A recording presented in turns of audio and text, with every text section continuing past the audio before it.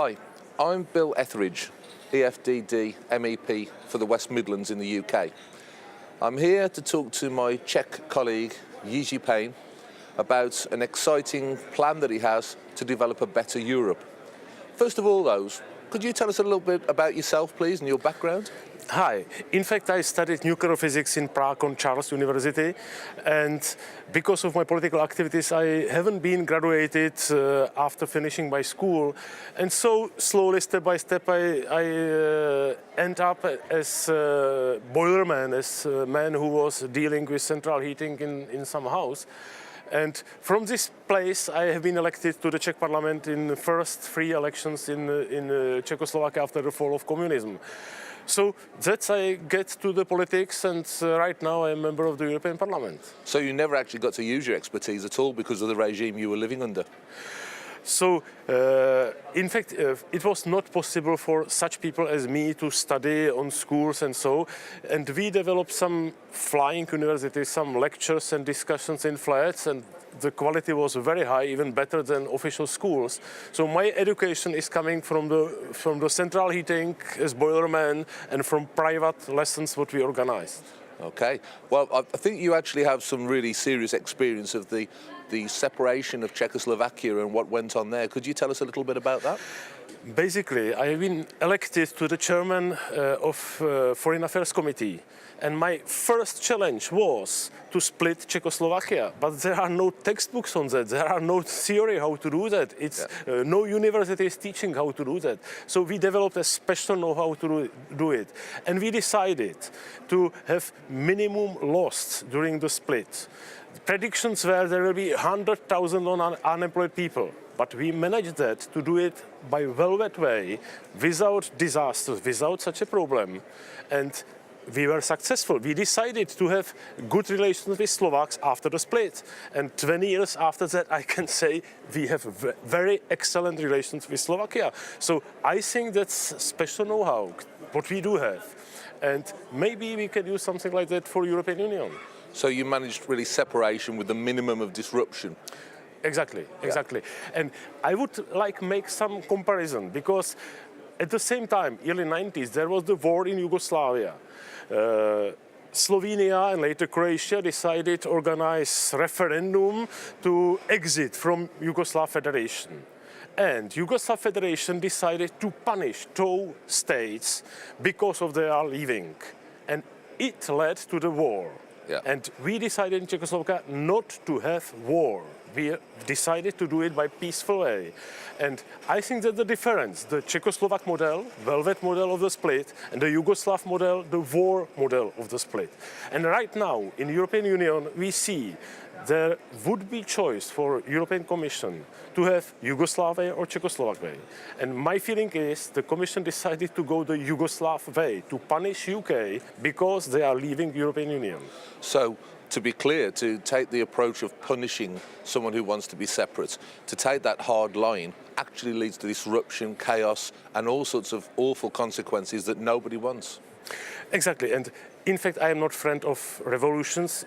I'm not friend of chaos. I think we as a human being, we can negotiate some conditions how to do it. Basically, UK decided following Lisbon Treaty, Article 50. So why to punish somebody because he's using his rights? Yeah. That's the right of UK to decide. And if they decided, I cannot punish somebody for that. I should be helpful to have minimum loss on my side, on other side, because that's advantage for both. But I don't see this attitude on European side. It's a positive approach that you're talking about, a way that everyone's better off. And basically, I think European Union doesn't work.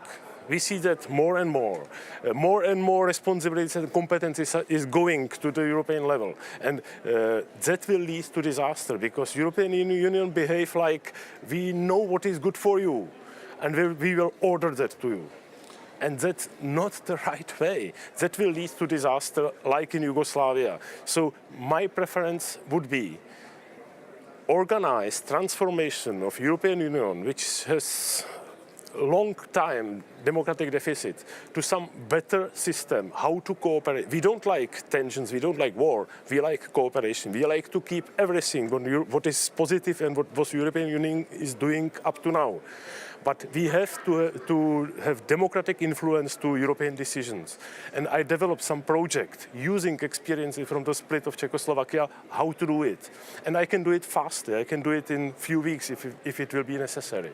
And I call it Velvet Revolution, the second Velvet Revolution in the European Union to replace European Union by something better. Yeah, well, we're becoming familiar in the UK with this sort of hardline approach of the EU, of the hostility that's actually becoming more and more apparent. So I'm really interested. I want to hear a little bit more about your approach and how you think we can really make this work and how Europe as a whole, even without the UK involvement, can change for the better. So please tell us more. Basically, UK, that will be interest of UK to have a good neighbor on European continent. So that's a area for cooperation between Czech Republic, between politicians on European side and British side to cooperate, to help each other, to develop some system how we will live in the future.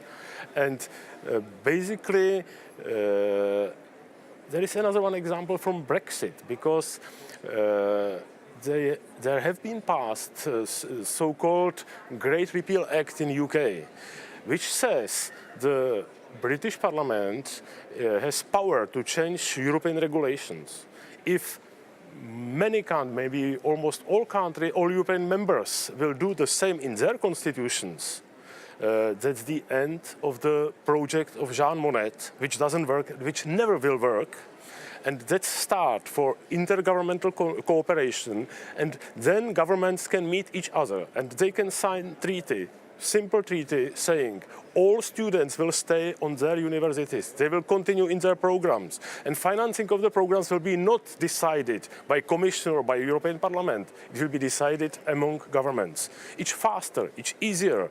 All around the world, in other countries, students are visiting other universities without European Parliament, without Commission, and it's possible. And everything what the European Union is doing is possible to do on the governmental level. So your plan basically delivers sovereignty and peaceful cooperation. Exactly. And I think, by the way, sovereignty is something best what European history invented for all the people around the world. Sovereignty is the way how to keep peace. Absolutely. You know, if you have your own independence, your own sovereignty, you wish to cooperate Exactly. without someone forcing the issue. You gave a really interesting analogy to me earlier on about how plants grow and how you should allow them to thrive themselves without forcing the issue. And this is really interesting to see someone come up with a positive and new approach to this. I hope that you think this will be taken on. What plans do you have to sort of forward this and to get this idea out there? Basically, we are inviting everybody to support this project. We would like to have better Europe than we are facing today. That's the first invitation for everybody. Everybody can participate on that. We do have already a web page where everybody can be registered, can show, I support this idea. We would like to have different Europe. We developed some graphics for that, and we are preparing some conference in October 20th in Prague as a reunion, as a meeting of all Eurosceptics from all the Europe, from UK, from Italy, for all countries, to meet us. And we will to show we don't like to be critical to European Union anymore. We like to replace European Union by a better project. So a peaceful, positive, new way forward involving everyone, and everyone is welcome to take part. And we will do it. Yes, I have no doubt. Well, I hope this has been of interest. I think this is an exciting and positive new initiative. And please do come along to the conference. You'll see the details. We'll be forwarding this onto both of our websites and Facebook and social media pages. 20th of October, get the date in, and let's support this really exciting new initiative. Thank you. Thank you.